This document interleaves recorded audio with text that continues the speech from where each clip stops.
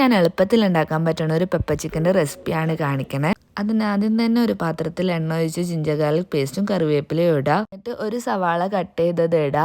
അത് വാടി വരുമ്പോൾ 2-3 പച്ചമുളക് കീറിയതും ആവശ്യത്തിന് ഉപ്പും 1 ടേബിൾ സ്പൂൺ മഞ്ഞൾപ്പൊടിയും 3 ടേബിൾ സ്പൂൺ ചിക്കൻ മസാലയും ചേർക്കുക. അത് കഴിഞ്ഞ് കഴിഞ്ഞാൽ നമ്മുടെ മെയിൻ ഇൻഗ്രീഡിയൻ്റ് ആയിട്ടുള്ള കുരുമുളകാണ് ചേർക്കേണ്ടത്. അത് അപ്പം തന്നെ പൊടിച്ചതാണെങ്കിൽ കുറച്ചും കൂടെ ടേസ്റ്റിൽ ആയിരിക്കും.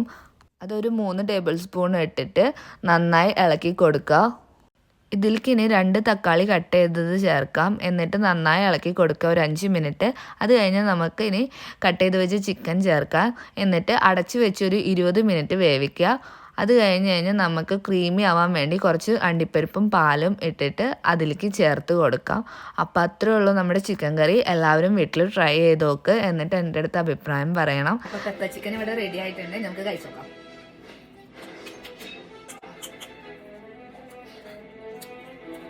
അപ്പോൾ എല്ലാവരും വീട്ടിൽ നിന്ന് ട്രൈ ചെയ്ത് നോക്കാം. ബൈ.